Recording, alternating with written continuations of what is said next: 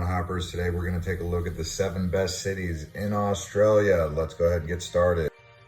In no particular order, we're going to start out here in Adelaide in the southern Australia state. Adelaide, which was originally settled as a freely established British colony, eventually developed into an economic boomtown due to mining and other opportunities from freedom.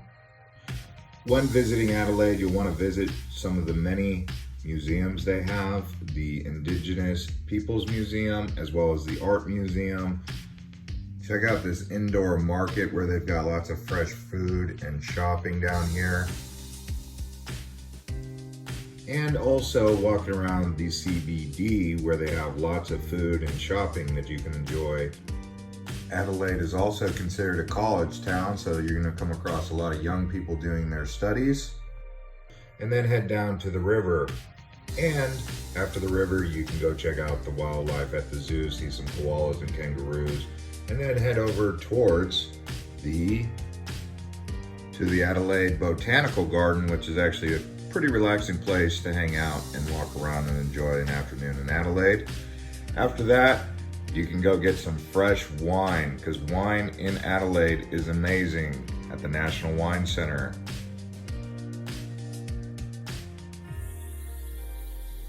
This is another look at the CBD, which has all the good food and the shopping.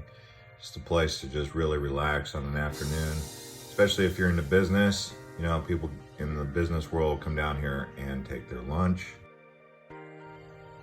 Adelaide has a lot of beaches that you can check out, as you can see down here. Also a fisherman's wharf that you'll want to go to. So enjoy these beaches when you come to Adelaide.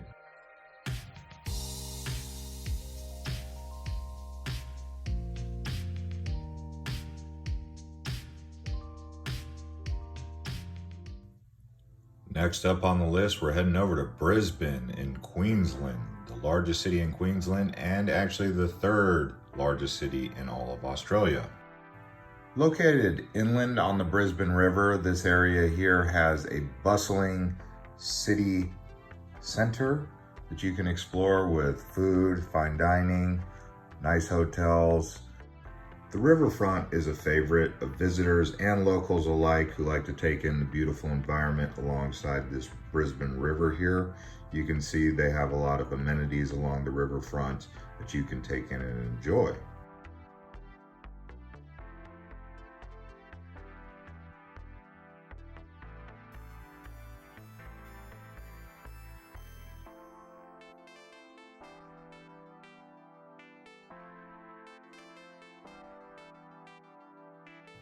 Including the Nepalese Pagoda, the Rainforest Walk, the City Cat Terminal, Riverside Green, the beach, Aquativity, Equiporius Garden in the River Quay. So much to see down here. Enjoy this area.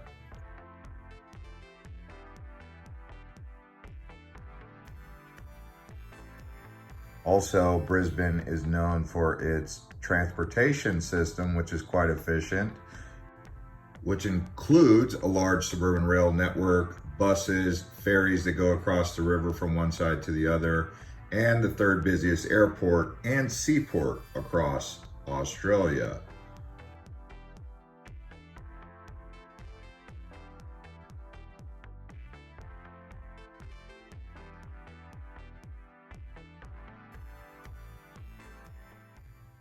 Next up on the list is the Gold Coast, just down the way from Brisbane, about 2 hours away. What a fantastic coastline this is. One of the most scenic coastlines in the world, with inland canals and waterways that you can take boats up and down to get around, which is pretty cool because it's so unique to be on a white sand beach coastline like that. One of the popular things for tourists and locals alike to do is rent one of these high-rise condo apartments that have views overlooking the inland waterways or even the coastline. So look into that if you can get an Airbnb or just rent one. Also, Gold Coast is world famous for its surfing. Like I said, the white sand beaches, there is a Sea World, many hiking trails around the area. Also another airport down by Coolangatta that you can check out. And common theme all across Australia is quality cuisine, good food. As you can see, Gold Coast definitely has that going on for it. And with the subtropical climate, definitely be prepared for some lightning storms and rain every once in a while. The transportation system across Gold Coast is efficient. You can take a water taxi or you can take the tram, which will take you all up and along the Gold Coast. One thing I will say about the Gold Coast, even though it is a modern city, watch out for the critters that are in the water and along the tropical forest sidelines, such as crocs, bull sharks, great white sharks in the deep end of the ocean. Anyways, not trying to scare you, they just got some big lizards that are quite abundant. But the shopping down here is pretty good. As usual with Australian cities, the CBD offers shopping and food and entertainment.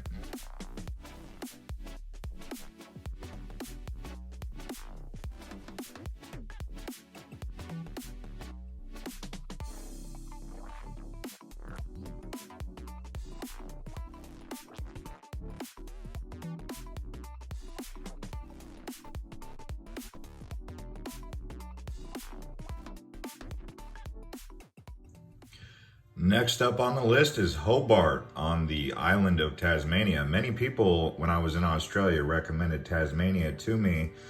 I didn't get to go all the way around the island, but Hobart is an interesting city. It's Australia, but it feels different. It's detached from the mainland. Pretty cool place though.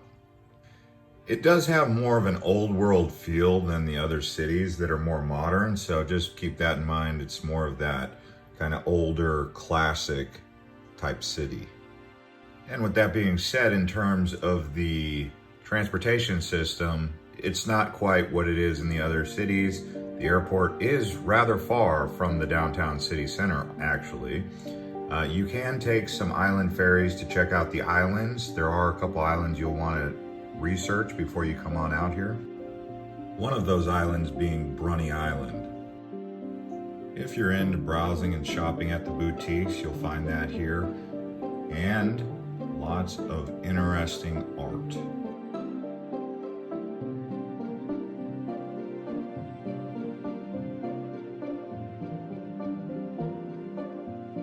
The waterfront is small but bustling, with a wide variety of watercraft coming in and out of this port marina area. Also, many hikes around Tasmania that you'll enjoy. We have quite a few greenery areas to take in with views of the harbor.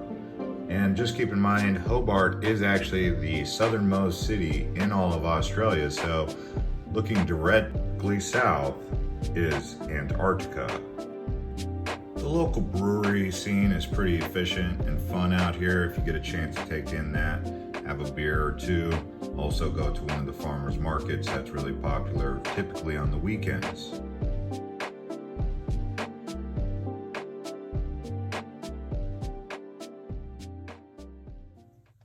Next up, we're heading over to Victoria to explore Melbourne, or Melbourne, depending on how you want to say it. This is actually one of the other southernmost cities just north of Tasmania though. Melbourne actually is considered one of the highest standard of living cities in the world, second only to Austria, and it's been ranked #1 before.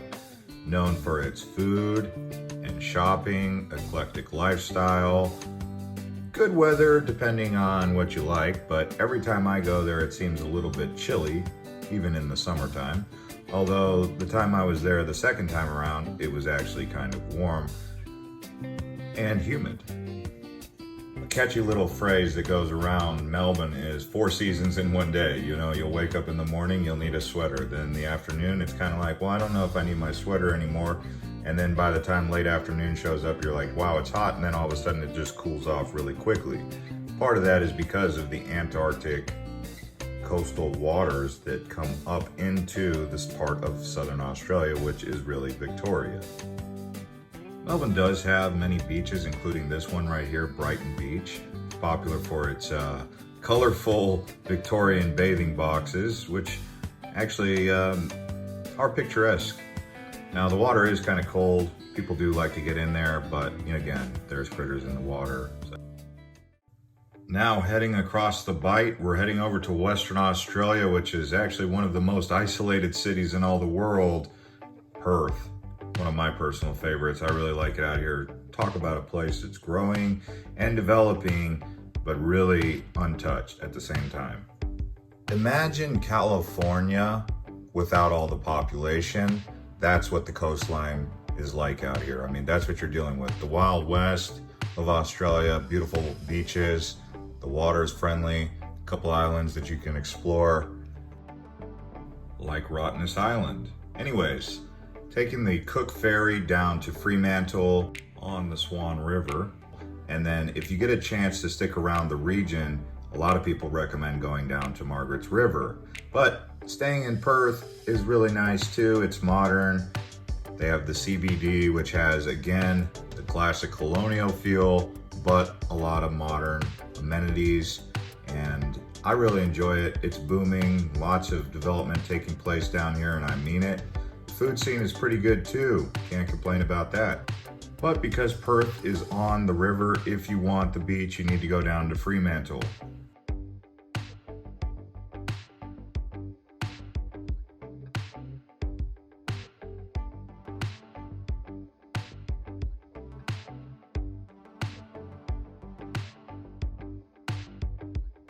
As you can see, the beautiful white sand here north of Fremantle on Western Australia. Lots of great beaches to explore here.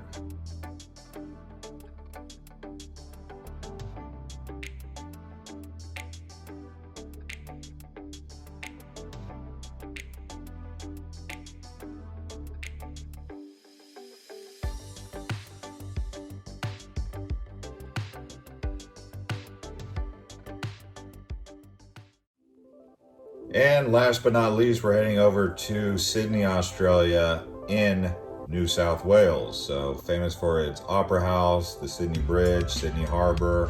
Lots of beautiful beaches around here also.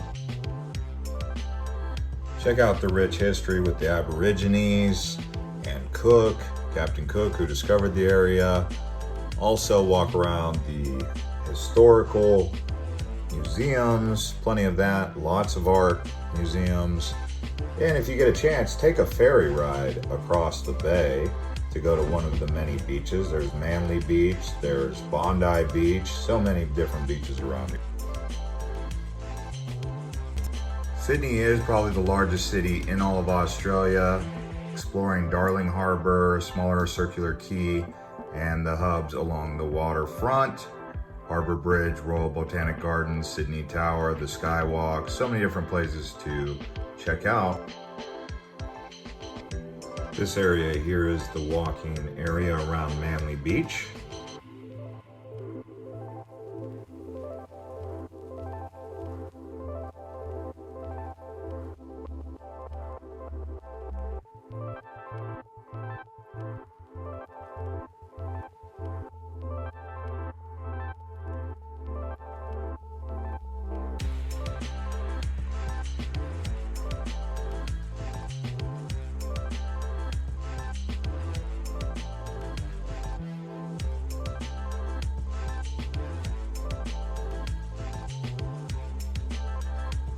And if you stuck around to this part of the video, please do give us a like and even subscribe to Island Hopper TV if you like to explore the world and see just what's out there.